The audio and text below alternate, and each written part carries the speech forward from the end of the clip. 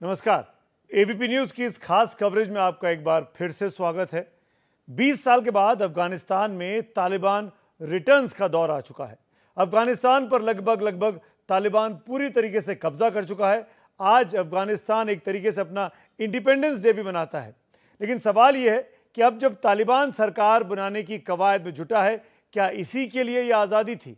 तालिबान तमाम तरह के बदलाव के दावे भी ठोक रहा है, लेकिन बड़ी बात यह कि अफगानिस्तान में सत्ता परिवर्तन के साथ ही पाकिस्तान भी खुलकर तालिबान के समर्थन में खड़ा दिखाई दे रहा है। पाकिस्तान के विदेश मंत्री शाह महमूद कुरैशी ने फिर से तालिबान का गुणगान किया है।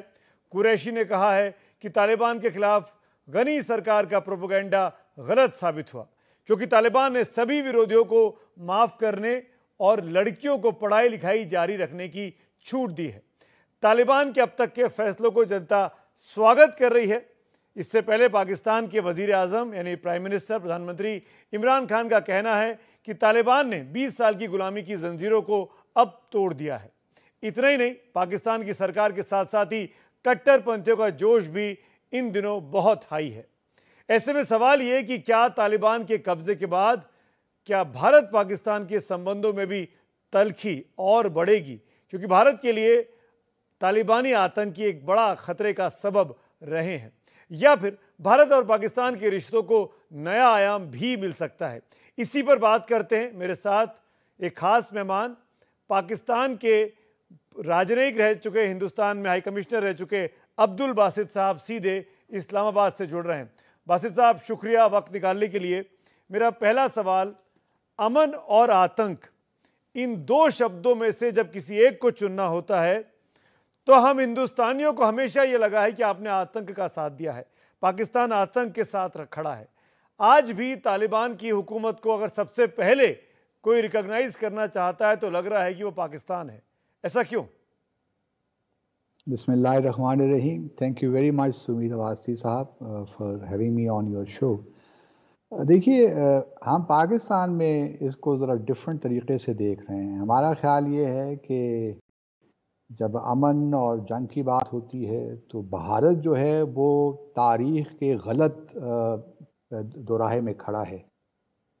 जहाँ तक देखिए, अभी तक आपका मीडिया जो है वो तालिबान को टेररिस्ट कह रहे हैं।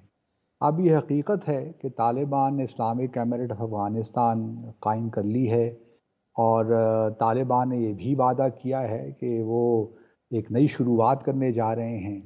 और अभी मैं कल ही देख रहा था कि जो बरतानिया के chief of the defence staff हैं, निक कार्टर, जनरल निक कार्टर, उन्होंने भी बड़े अच्छे अंदाज से कहा है कि हमें तालिबान की बातों का यकीन करना चाहिए, उनको मौका देना चाहिए, इससे पहले कि हम जंप द गन करें या कोई प्री मैच्योर कंक्लूजन्स ड्रॉ करें। तो तरीका यही होता है कि आप बासित साहब, सॉरी बीच में इंटरवीन कर रहा हूं, लेकिन मैं ये जानना चाहूंगा आपसे, जिस तालिबान ने दोहा एग्रीमेंट को नहीं माना, जो 15 अगस्त को ही पहुंच गया काबुल, ऐसी जल्दबाजी क्या थी? अमेरिकी फौज तो लौट रही थी, तालिबान सिग्नेचर हो चुके थे एग्रीमेंट पर, जो पूरे एग्रीमेंट को डिसीव कर गया। और पहुंचने के बाद, माफ़ करिएगा, पहुंचने के बाद जो कॉन्ट्राडिक्टरी खबरें आ रही हैं, तालिबान के लोग गोलियां चला रहे हैं, प्रोटेस्ट नहीं होने दे रहे हैं, जो लोग एयरपोर्ट पे जाना चाहते हैं उनको रोका जा रहा है, इसको किस तरीके से देखते हैं आप?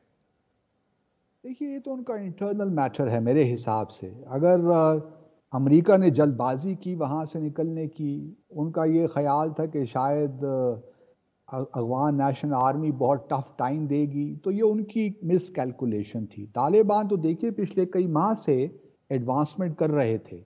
उन्होंने कभी ये नहीं कहा था कि वो अफगान नेशनल आर्मी के साथ जंग नहीं करेंगे। उनका तो सिर्फ ये था कि जो नेटो और अमेरिकन फोर्सेस हैं उस मुआहदे के तहत वो उनको टारगेट नहीं करेंगे। तो मेरे हिसाब से तो तालिबान ने जो उस एग्रीमेंट में लिखा था उस पर मिनो-अन अमल किया। लेकिन जब वो देखिए ना, ओरिजिनली तो 1 मई को निकलना था अमरीकी फ़ौजियों ने, जो उस मुआहदे के तहत, तो उन्होंने उस मुआहदे की खिलाफ वर्जी की पहले तो अमरीकियों ने।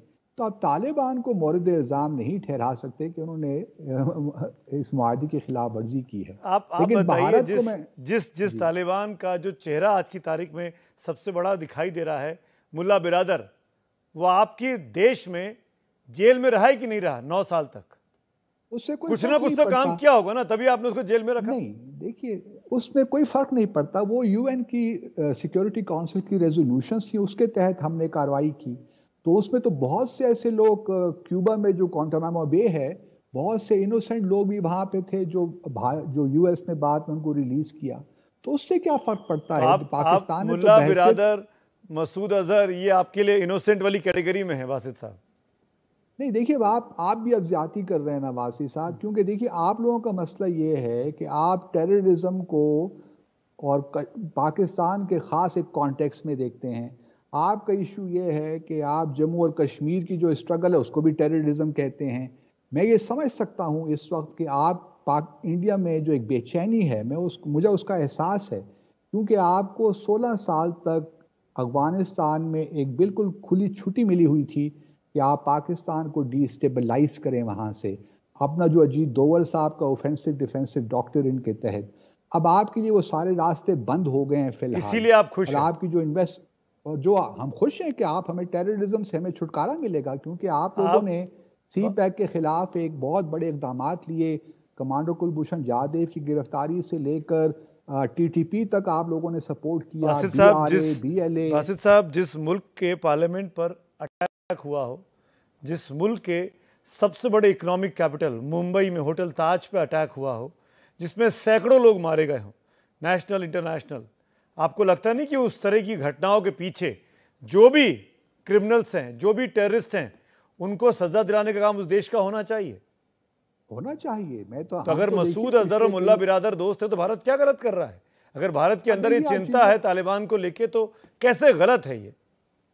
तालिबान इसलिए गलत इसलिए है कि तालिबान रिप्रेजेंट करते हैं एक जद्दोजहद को। उन्होंने 20 साल जद्दोजहद की। उन्होंने यही कहा कि हम फॉरेन ऑक्यूपेशन के खिलाफ जद्दोजहद कर रहे हैं, और फॉरेन ऑक्यूपेशन के खिलाफ जद्दोजहद बैनुल अक़वामी कानून के तहत होती है। तो इसलिए उनकी जद्दोजहद बिल्कुल लेजिटिमेट थी।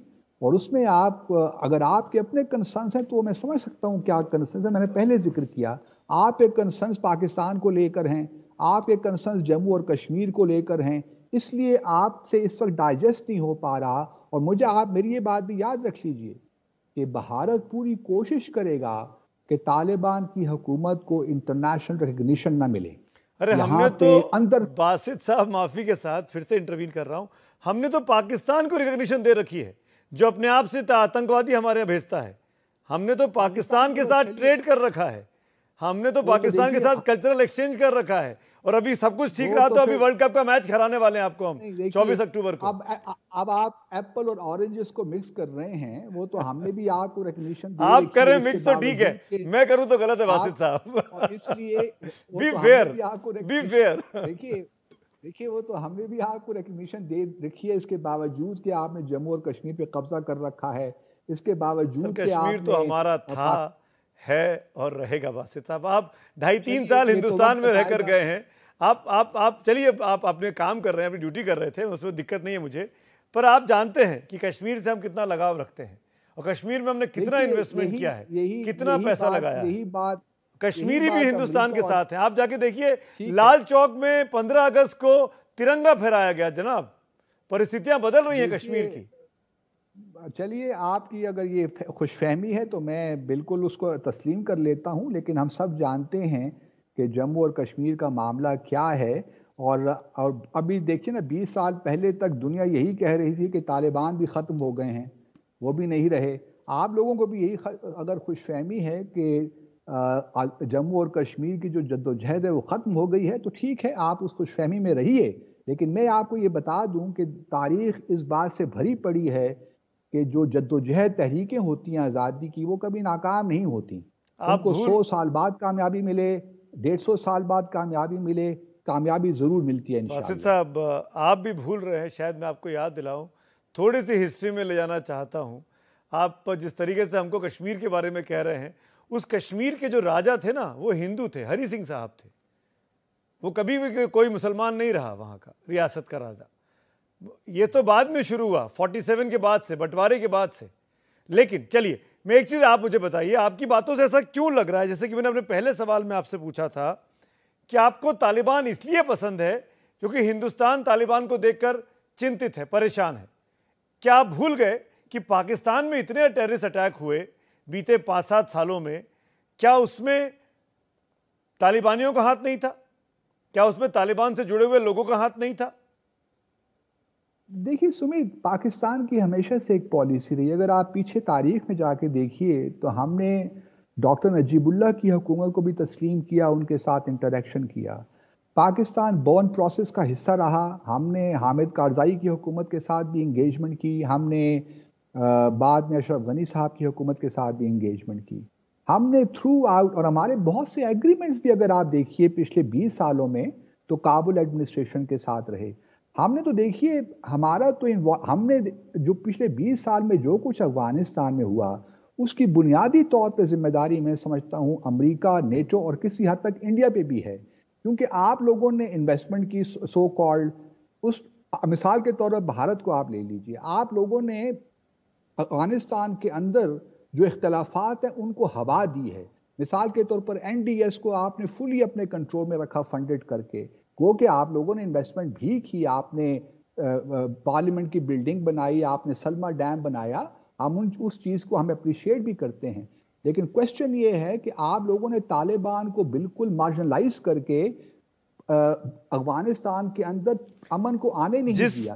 दूसरी तरफ हमारी कोशिश ये थी। आप फॉरेन पॉलिसी के एक्सपर्ट हैं, आप फॉरेन, सुनिए ना बासित साहब। अच्छा चलिए आप कंप्लीट करिए, चलिए कंप्लीट करिए, आप मेरे मेहमान हैं। और पाकिस्तान, जहां तक पाकिस्तान का ताल्लुक है, हम तमाम स्टेक होल्डर के साथ एंगेज रहे हैं। हम तालिबान के साथ भी रहे हैं, और फिर तालिबान का तो देखिए अमेरिका के कहने पे हमने तालिबान को प्रेस किया कि वो मुज़ाकरात की टेबल पे आए। हमने तो तालिबान के साथ एग्रीमेंट नहीं किया। लेजिटिमेसी जो है वो तो अमेरिका ने दी है उनको। ये तो आप बात मानेंगे ना? मैं बिल्कुल मान रहा हूं, उनको लेजिटिमेसी दी। और कुल मिलाकर आप जो बात कह रहे हैं ना, आप ही की बात को आगे बढ़ाता हूं कि आपने सबके साथ बातचीत की, चाहे वो टेररिस्ट हो, ओसामा बिन लादेन जैसे, जिनको आपने एबटाबाद में जगह दे दी अपने डिफेंस कैंटोनमेंट में। आपने मुल्ला उमर के साथ बातचीत की, आप जवाहरी के साथ संपर्क में थे आप लोग।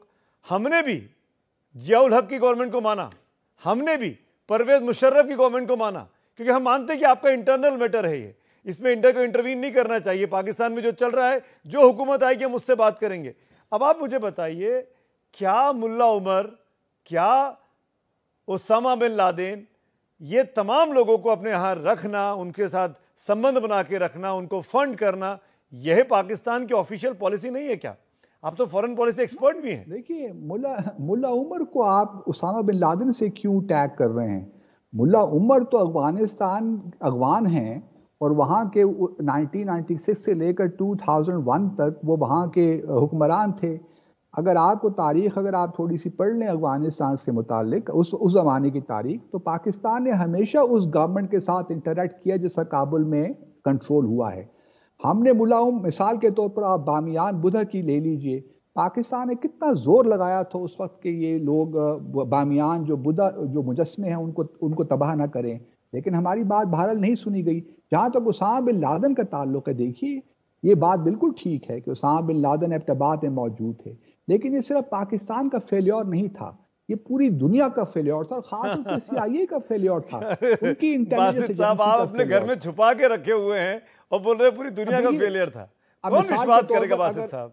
नहीं, देखिए अगर भारत में कोई दहशतगर्द छुपा हुआ है किसी भारत में, तो हम ये कहेंगे कि भारत ने छुपा के रखा हुआ है। आप बताइए ना, नाइंसाफी कर रहे हैं। आप बताइए ना बासित साहब। बेशुमार दाइश के लोग पकड़े गए हैं। वो कई कितने सालों से वहां काम कर रहे थे। ये जो साउथ इंडिया में हजारों मिसालें मैं आपको दे सकता हूं, जो कि दाइश के लोग वहां से पकड़े गए हैं और काम कर रहे थे वहां पे भारत में। जो बांग्लादेश में भी, जो श्रीलंका में जो दहशतगर्दी ओसामा बिन लादेन आपके यहाँ रहा। चलिए आप उससे पल्ला झाड़ लीजिए। इस पूरे सब कॉन्टिनेंट में ईरान, अफगानिस्तान को भी जोड़ लीजिए अगर आप, पाकिस्तान, हिंदुस्तान, चाइना, कजाकिस्तान, ये तमाम मुल्क ऐसे हैं जो कहीं ना कहीं अफगानिस्तान से जुड़े हुए हैं। आज की डेट में क्या आप, क्योंकि आप मुझसे बेहतर फॉरेन पॉलिसी को समझते हैं इसलिए मैं पूछ रहा हूं, क्या आपको लगता है कि ये तालिबान इन तमाम इथनिसिटी को लेकर एक जॉइंट गवर्नमेंट बना सकता है, जिसमें हाजरा भी हो, जिसमें उज़्बेक भी हो, जिसमें तजाक भी हो? क्या ये पॉसिबल है? देखिए, तालिबान है तो कल उनकी मुलाकात हुई है अनस हक्कानी की अब्दुल्ला और हामिद कारज़ाई साहब के जी। साथ काबुल में ही, जिससे ये तवक्को की जा सकती है कि तालिबान ने जो पहले कहा कि वो एक ब्रॉड बेस्ड हुकूमत बनाना चाहते हैं, इंक्लूसिव हुकूमत बनाना चाहते हैं, वो उस पर काम कर रहे हैं। अब ये भी बात याद रखिए कि तालिबान ये उनका प्रेरोगेटिव है। हमें तालिबान को इनकरेज ज़रूर करना चाहिए कि आप एक ब्रॉड बेस्ड गवर्नमेंट बनाइए, सबको शामिल कीजिए, लेकिन मैं सफारती एतबार से इस चीज़ के ख़िलाफ़ हूँ कि आप उनको थ्रेटन करें। देखिए, ये उन्होंने एक जद्दोजहद की है, उस जद्दोजहद के तहत उनको कामयाबी हासिल हुई। हमारी पाकिस्तान की ये ख्वाहिश होगी और हमारी हुकूमत इस वक्त काम भी यही कर रही है। हमारे वज़ीर ख़ारजा आज सेंट्रल एशिया के दौरे पे कल जा रहे हैं, चीन के साथ वो इन टच हैं। हमारी ख्वाहिश यही है कि तालिबान एक ब्रॉड बेस्ड गवर्नमेंट बनाएं, ख़वातीन को भी शामिल करें, सबको शामिल करें, ताकि अफगानिस्तान में बिल आखिर अमन आ सके। बस साहब, मतलब हमारे यहाँ एक हिंदी में कहावत है, शायद आपने सुनी भी हो, मुंगेरी लाल के हसीन सपने। हम सब चाहते हैं कि तालिबान ये करे, लेकिन जो कुछ हुआ, आपने एक टीवी एंकर को इंटरव्यू दिया, फीमेल एंकर को, अगले दिन उसको बैन कर दिया। आज भी लेडीज़ जो तमाम वीडियो सर्कुलेट कर रहे हैं, उनको आप जवाब नहीं दे पा रहे हैं। आप महिलाओं पर अत्याचार करना सड़कों पर शुरू हो चुका है। काबुल से, कंधार से वो तस्वीरें सामने आ रही हैं। कैसे भरोसा करेंगे आप इस तालिबान पर जो रिग्रेसिव है? अगर देखिए, अगर अगर तालिबान अपने अमल और कौल में फ़र्क रखते हैं, जो बातें वो कह रहे हैं उन पे अगर अमल नहीं करते, तो मैं पहला शख्स हूँगा जो उनको तनकीद का निशाना बनाऊंगा। मतलब हमारे लिए कोई तालिबान कोई ऊपर से फरिश्ते तो नहीं आए हुए। कहने का सिर्फ मकसद ये है कि गिव देम सम टाइम। अभी तो देखिए, आज उन्होंने अपनी हुकूमत अभी बनाएंगे, पूरा स्ट्रक्चर एक बनाएंगे, उसके बाद देखते हैं, उनको थोड़ा वक्त तो दीजिए ना। वो पहले दिन से आके वो उन्होंने और ये भी याद रखिए कि अभी यूएस फोर्सेस काबुल एयरपोर्ट पे मौजूद हैं, अभी उन्होंने पूरी तरह कंट्रोल भी नहीं संभाला पूरे अफगानिस्तान का। तो इस सूरत हाल में जब आप एक ऑक्यूपेशन के खिलाफ जद्दोजहद में कामयाब होते हैं, तो थोड़ा वक्त देना चाहिए मेरे ख्याल में। कॉन्टेक्स्ट लिया गया, वो जो कहना चाह रहे थे कि अफगानिस्तान में जो फॉरेन ऑक्यूपेशन थी उसके खिलाफ कामयाबी अफगान्स को मिल गई, तो इसमें तो कोई बुरी बात नहीं है। क्योंकि देखिए ना, तालिबान ने इस सारे अरसे में इसको फॉरेन ऑक्यूपेशन ही कहा है, और उनका जो असल ऑब्जेक्टिव था वो यही था कि उन्होंने इस्लामिक एमिरेट ऑफ अफगानिस्तान को रेस्टोर करना है, री इस्टेब्लिश करना है। वो कोई नई चीज़ लेकर नहीं आ रहे। उनका तो दावा यही है कि वो फॉरेन, तो मेरे ख्याल में हमारे प्राइम मिनिस्टर उसी कॉन्टेक्स्ट में बात कर रहे थे। और यकीनन देखिए, हमारे लिए तो मैं ज़ाती तौर पे बहैसियत एक कॉमन सिटीज़न के ये समझता हूँ कि अफ़गानिस्तान में बहुत सी स्पेस अवेलेबल थी। फ्रैंकली स्पीकिंग, आप माइंड मत कीजिएगा, लेकिन मेरा अपना हमेशा से ये असेसमेंट रहा है कि भारत ने अफ़गानिस्तान को पाकिस्तान के ख़िलाफ़ इस्तेमाल किया है। मुझे इस लिहाज से तो बड़ा इत्मीनान है कि भारत को वो अब स्पेस शायद ना मिले, अवेलेबल नहीं होगी। गो के रियासतें और बड़े रास्ते ढूंढ लेती हैं। अगर कोई दुश्मन मुल्क है तो उनको डिस्टेबलाइज करने के और भी बहुत तरीके हो सकते हैं, लेकिन इस वक्त मुझे ये लगता है कि भारत की जो परेशानी है वो बुनियादी तौर पे यही है। और हम किसी भी कंट्री के इंटरनल मैटर में इंटरवीन नहीं करते हैं। जैसा कि मैंने आपको पहले भी बताया, चाहे परवेज मुशर्रफ हो, चाहे जिया साहब हो, हमने उनको भी रिकॉग्नाइज किया। आपका इंटरनल मैटर था, चाहे चुनी हुई सरकार हो, बेनज़ीर साहब की या नवाज शरीफ साहब की या अभी इमरान खान साहब की, हमको उसमें भी दिक्कत नहीं है। वो तो देखिए, लेकिन वो तो हम भी आपकी जो इस वक्त की हुकूमत है उससे हमारे यहाँ तो सर लिहाज से इससे बेहतरीन डेमोक्रेसी 75 साल में दुनिया में कहीं नहीं हुई। आप भी जानते हैं इस बात को। यहाँ तो कभी भी आर्मी कू नहीं हुआ। हाँ, कश्मीरियों से पूछते हैं। हमारे कश्मीरी लीडर्स जो हैं वो बातचीत करते हैं, बैठते हैं फारूक साहब और महबूबा जी प्राइम मिनिस्टर के साथ दिल्ली आकर। तो आप उसकी चिंता मत करिए। आप देखिए, यही मसला है कि आप लोगों ने पिछले 27 साल से डॉक्टर कासिम फख्तू को जेल में रखा हुआ है, उनकी बेगम आसिया अंद्राबी को जेल में रखा हुआ है, शादी गिलानी साहब को पिछले कई सालों से नजरबंद रखा हुआ है, जो स्टेट के अगेंस्ट जाएगा, शाह को जेल में रखा हुआ है, जो स्टेट के अगेंस्ट जाएगा तो वो तो जेल की हवा खाएगा ना। जैसे आपने मसूद अजहर को, हाफिज सईद को रखकर भी नहीं रखा है। सिक्योरिटी के नाम पर उनके आसपास आपने अपने लोग रखे हुए हैं। देखिए, हमने तो उन पे केसेस चलाए हुए हैं, वो जेल में हैं। हमारा तो बड़ा रिकॉर्ड ठीक है। आप हुर्रियत लीडरशिप को आप आजाद कर दीजिए। आज आजाद है, ड्रैकोनियन लॉज हैं, नहीं आजाद, वो आजाद है जनाब। ड्रैकोनियन हुर्रियत कॉन्फ्रेंस की लीडरशिप की बात कर रहा हूं। आप जरा काइंडली जो है जो आपके ड्रैकोनियन लॉज हैं, एस्पा, डीएसए, पीएसए, उनको जरा हटा के आप देखिए। वक्त की कमी है। It was always a pleasure talking to you. Thank you so much. Thank you very thank you so much. Thank you very much.